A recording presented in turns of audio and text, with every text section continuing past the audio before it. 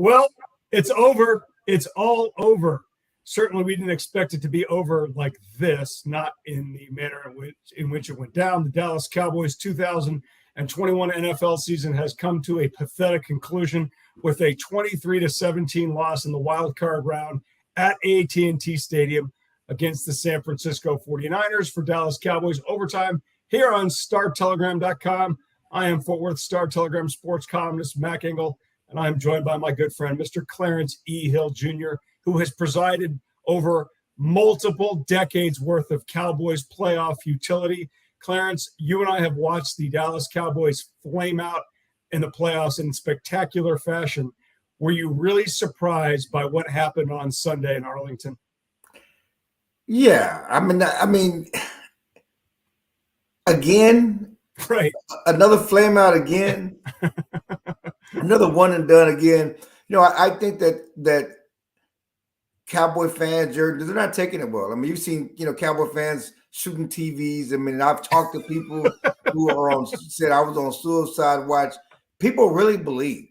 There are a lot of people who really believed that this year was going to be different. And they are not taking it well. You saw they reacted after the game. There was multiple fights in the stands. There was again, people are just not taking it as well because they really believe that this year would be different. And Jerry Jones believed this year would be different. And then to end the way it did, I mean, the Cowboys have had some squirrely endings to the season, going back to 2006 with Rumble and dropping the snap in Seattle. And then you had the Dez Bryant situation up in Green Bay, and now the clock runs out on Dak Prescott. I mean, this is just crazy. I think you hit on something that I hadn't really thought about, that this time felt different, unlike 2018 when they went to the playoffs and they lost to the Rams in the divisional round, or maybe even, Dak Prescott's rookie year when they lost to Green on the incredible throw that Aaron Rodgers made near the end of the game. This felt different because they had so many great players having great years in prime years. And it really felt like, with the way they were forcing turnovers, with the firepower they had on offense, that they could really do it. And in the end, the conclusion is exactly the same. Do you think this start, I think they started 7-1, built a level of unrealistic expectations ultimately for this team? Well, the bottom line is this, is that the Cowboys still were unable to beat a good team. Right. I mean, they swept the NFC East, okay, but they were 6-6 against everybody else. Yep.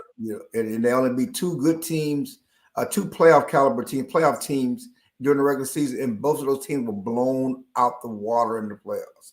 The New England Patriots and the Philadelphia Eagles. They weren't competitive in their playoff game at all. And so, 7-1 start, all that other, bottom line, it was built on a house of cards. Because they didn't beat any quality opponents, and they didn't show that against any quality opponents in the regular season. And then you get to the game against the 49ers, which is a good team, but I don't think that they're, Super Bowl caliber team. They still have some issues. Their quarterback showed up at the end that he can be faulty and it can give you some points.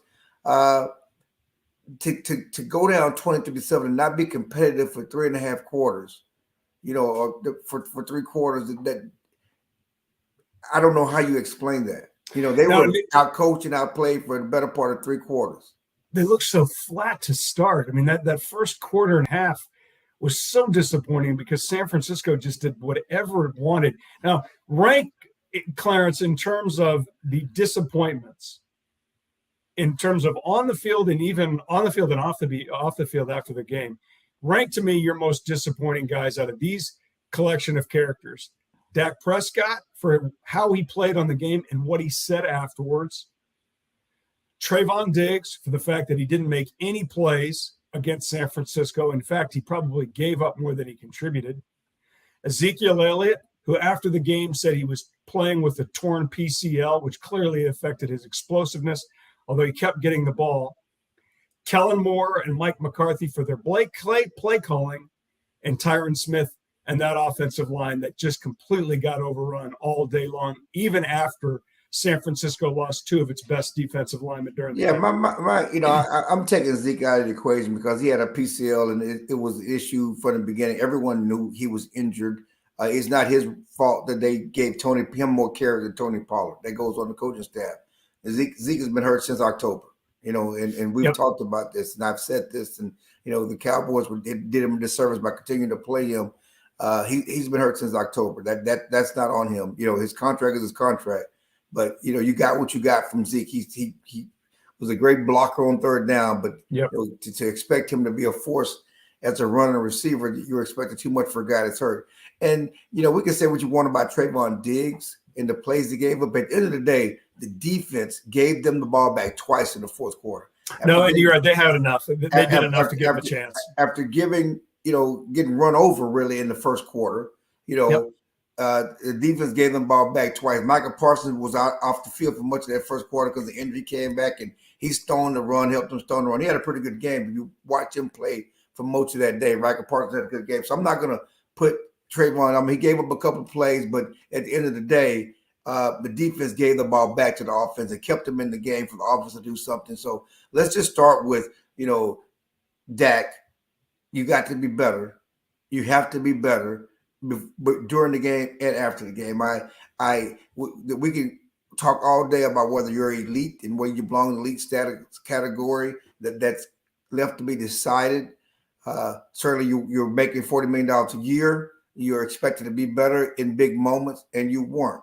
That was not your best game accuracy-wise, and certainly wasn't your best game. As you guys, it's with that run at the end, whether you should have stopped short, whether you should have gave the ball to the referee. Somebody needs to make that's you, the coaching staff. Y'all need to decide what's the best mode of operations, because that did not work. But I was most disappointed with Dak after the game when he condoned the fans throwing trash and debris on the officials. Totally agree. You can't say that. I know Dak is better than that. Yeah, I agree. That's something I know is better than that. And to me, it's just part of the pressure and the frustration of being Cowboys quarterback, living up to this, whatever you call it. The Cowboys didn't get it done, and now we're blaming officials and condoning stuff like that. Dak, the organization, the team, the coaches, and the players should be better than that, which takes us to Mike McCarthy and Kellen Moore. And Kellen Moore is, going to have, he's 3, 4, 5 coaching interviews this week. For what? For what? I don't know. I don't get it. I mean, I get it. Why? But I don't get it. I don't know. I don't know how anybody can hire him right now coming off the season, the second half of the season that the Cowboys just had. I know he's well respected. I know he's well liked and well thought of, but I don't know how you sell that to a fan base. Dan Quinn, I understand. Guy went to a Super Bowl. He probably should have won a Super Bowl. Did a great job this year as the defensive coordinator with the Cowboys. But the Kellen Moore one, I don't know how an owner sells that. Now, but you have owners doing dumb things all the time. You had an owner give Cliff Kingsbury a head coaching job. Even the guy hadn't done anything, even with Patrick Mahomes and Baker Mayfield as quarterback at Texas Tech. I understand that, but there was a CBS report that the Cowboys, if McCarthy doesn't win, they're going to fire McCarthy and promote Kellen Moore. Why would you do that? Well, no one believed that report. That was the dumbest thing. And I feel mean, bad for saying my this. point, why would Jerry? I mean, what has Kellen Moore done to show he's better than Mike McCarthy? And again, you got and going to Mike McCarthy, there was a reason why they moved on from him in Green Bay. Okay, he still has to prove himself. That he can take a team back without Aaron Rodgers, without the Superman quarterback, and take a team back to the Super Bowl. We heard so much stuff during the season about the state program and how he's getting these guys ready for the playoffs and the Super Bowl or bust, and he's getting prepared. At the end of the day, they weren't prepared. They were undisciplined. This team, no doubt, has led the league in penalties all season. And in the biggest game of the season, you have 14 penalties. You cry about the referees. Where's the accountability? None, and I can't believe that. And when you have players pointing fingers at officials, you've lost. Or they got it from the head coach. No doubt about it. We covered Wade Phillips. Wade used to do it too. Wade would blame the media. Wade would blame the officials. You can't do that because eventually, maybe even weeks in, your players will start to sound just like the head coach. And if the officials are an excuse, they will grab it like a life preserver in the middle of the Atlantic. Like, oh, good, I've got a reason why we didn't win or why I didn't do well. It's because the officials. No, they were the most penalized team in the league for a reason. And it wasn't because the NFL or the officials have it out for them. It's because they committed too many damn penalties. And I liked Micah Parsons' explanation on it. And I I kind of respected him for what he said, which is you've got guys who are trying so hard, who want it so bad that they don't stop. And I kind of buy that. I will buy that because at least then there's some accountability. At least then they're saying guys have got to be a little bit smarter. And they weren't. They committed 14 penalties. The penalty against Randy Gregory in the fourth quarter when they were trying to get the 49ers off the field to give the Cowboys offense one more shot. How do you tackle an opposing offensive tackle in a situation where you know the 49ers are going to run? I just couldn't believe it. And it was that way the entire season. But when you win 12 regular season games and you win the NFC East and you get a home field game in the playoffs, you can look beyond it. But eventually it burned them on Sunday against San Francisco. You mentioned Dak Prescott. You mentioned Mike McCarthy. McCarthy's a guy now who, since the start of the 2017 season, is 2 games under 500 as an NFL head coach and 0-1 in the playoffs. You have Dak Prescott now who has 1 playoff win and 2 career playoff losses. He's at the same point almost exactly what Tony Romo was in his career. They're coming back. They're not firing Mike McCarthy. You know they're not. This, Sean Payton thing or whatever else is a myth. They're not going to do it. So how is it going to be any different, Clarence, than this time next year? Yeah, and that's my question because, next year they have a tougher schedule. Okay? Yep. Let's just start with that. They play Tampa Bay. They play the Rams. They play the Bengals. They play the Tennessee Titans. They play the Green Bay Packers. That's a lot of losses. Okay. Yep. So you have those teams on the schedule. Those are all the first place teams. They play a first place schedule. On top of that, you're probably going to lose Dan Quinn. Yep. He has 4 head coach interviews this week. The smartest thing Dan Quinn ever did was that I'm not even talking to Jacksonville, but I'm talking to the other team. He turned down a team. He turned down a team that the number one you walk to Jacksonville. Right. I'm not talking to them. I'm not going to that clown show. That's not even on my schedule. I'm not even going to No, I think he's going to go to Denver.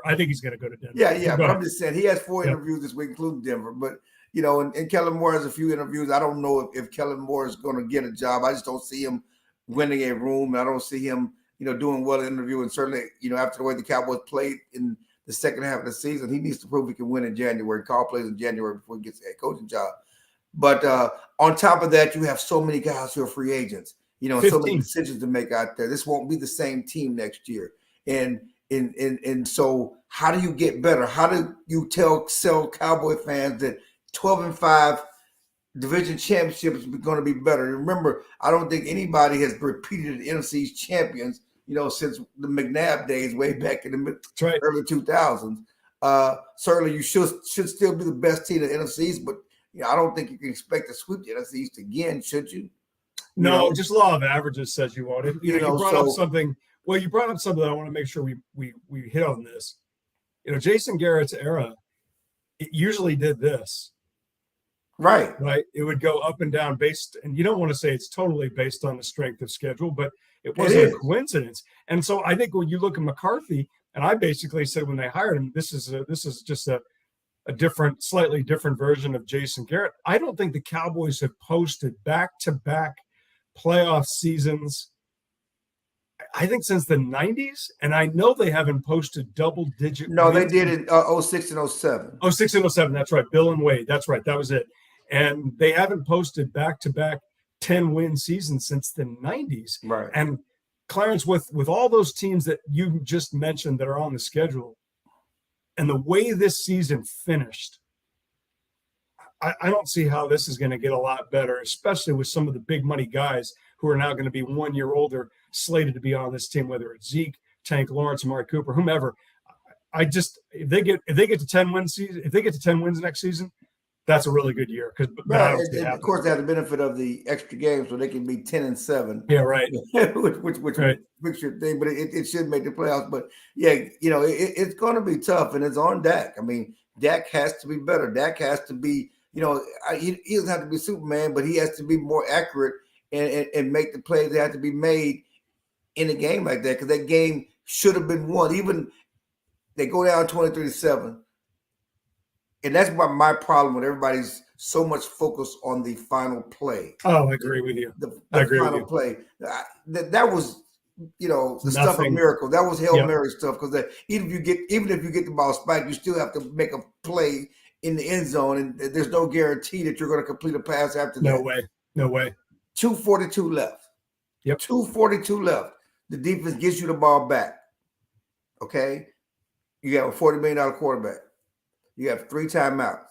If that's Aaron Rodgers, if that's Tom Brady, we're saying go win the game. They're going to win it. You gave them too much time. As bad as they played, they got the ball back.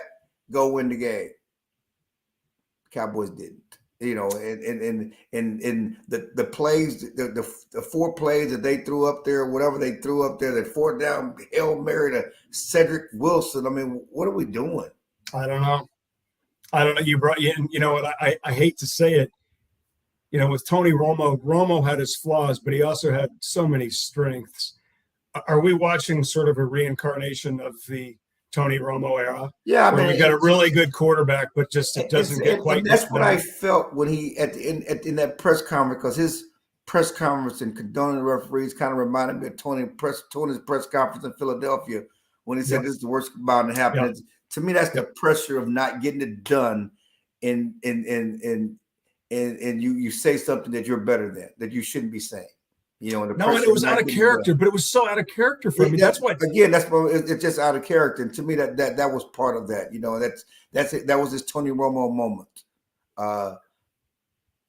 With that, when you look at that, when you look at the last year and a half for him, talking Dak Prescott, he has a crushing injury where he destroys his ankle. He has to have 2 surgeries, one which we didn't know about for a while. He comes back to training camp. He has some shoulder issues that the Cowboys decide, let's just shut you down. He comes back in week 1 against Tampa, and he looks as good as he's ever looked in his career. Everything he's throwing is pretty much on point. They barely lose to Tampa on Thursday night, and then they go on a run, and he looks as good as any quarterback who's ever played for the Cowboys. He is throwing darts. He's throwing dimes. He's just outstanding. And then the final play at New England, he injures his calf, strains his calf, takes 2 weeks off basically because of the bye. Then the Cowboys shut him down for the Vikings game that they won with Cooper Rush. And then he comes back, and other than really one game against Washington, he does not look the same. Was he hurt, or he just didn't have a very good second half? Yeah, I mean, I think I bet there's something going to be said about, Dak being injured and not being healthy. Something wrong with his mechanics or something late in the season. I don't know if it was because of the calf or whatever else. But, again, there will be no excuses next year. To me, next year, Mike McCarthy, there was never going to be a honeymoon with Mike McCarthy. And next year, he's on the hot seat. You don't get it done next year, he's gone. Well, when you look into what will be a very busy and eventful offseason, for the reason you just mentioned, you've got 15 potential free agents.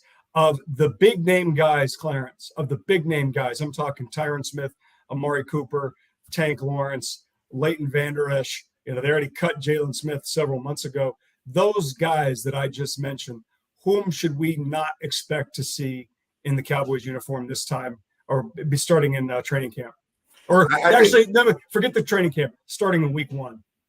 I think that I can't say for sure. I just think that there are going to be huge decisions to be made by Tyron Smith and DeMarcus Lawrence. And I expect Cooper to be back. He wants to be back. And again, the Cowboys are not moving on from him. They don't, especially with Cedric Wilson and with a free agent and Michael Gallup injured. And there's no way they're moving on from Cooper. But do you pay Tank Lawrence $20 million for half a season again? And is he going to take a pay cut? Nope. And Tyron Smith and the Cowboys need to make a huge decision about his future, because again, he missed too many games. And they need someone they can count on the left tackle. He missed too many games, and the game that he played against San Francisco, he just didn't look like the same guy anymore. Well, because he was injured, and he wasn't the same guy. He's not the same guy. And he promised this year he was going to be healthy. He felt better than he's ever felt. Looked like a Greek god in training camp, but his legs gave out on him again. And it will. You can't expect a guy who's been hurt and who's played through that much of the last couple of years is all of a sudden going to find 17 consecutive games of good health. And it's not just him; it's the entire offensive line didn't play well. No, and they've been living on a past reputation for too long. Yep. That offensive line, running backs continue to get hit in the backfield where you watch the 49ers and they're gashing and running through gaping holes down the field, and the Cowboys running backs getting hit in the backfield all the time. Yeah, they just didn't have a very good season, and I don't. I mean, that's so many different guys and so many moving parts. That Connor really has free agent, so they got to replace Connor. Oh, he ain't coming back. I mean, you've got 3 guys on that offensive line who probably are going to be new starting in week 1. Clarence, Super Bowl. Obviously, the Cowboys won't be part of it again. Who's your Super Bowl prediction? It's wide open. To me, it's wide open as it's ever been, but. That being said, Kansas City is back to being Kansas City again, and I see them getting back there. And I guess it's going to be Aaron Rodgers' turn to get back and face Patrick Mahomes in the Super Bowl. To finally get that showdown between Aaron Rodgers and Patrick Mahomes after Aaron Rodgers has been treated so bad over all these years. He will finally get the Super Bowl to win MVP. Which again will shine a bigger spotlight on one. No doubt about it. Because since McCarthy's left, yes, the Packers, I think, they've had 3 consecutive NFC Central championships. They've gone to the last 2 NFC Conference championship games. They're probably going to go to it again this year, so that's 3 in a row. I think 3 13-win seasons, something like that. That's it. 3 straight 13-win seasons without Mike McCarthy. That's a real good look. But hey, Mike McCarthy gets to go back to Green Bay next year and face Aaron Rodgers. That'll be fun. Hey, that's assuming he doesn't get fired. Wink, wink. He's not going to get fired. Super Bowl champion Aaron Rodgers, right? That's right. I'm going to go with Buffalo. I'm a big fan of Josh Allen right now. I'm going to go with Buffalo against Aaron Rodgers, and I'm going to say Buffalo is going to win.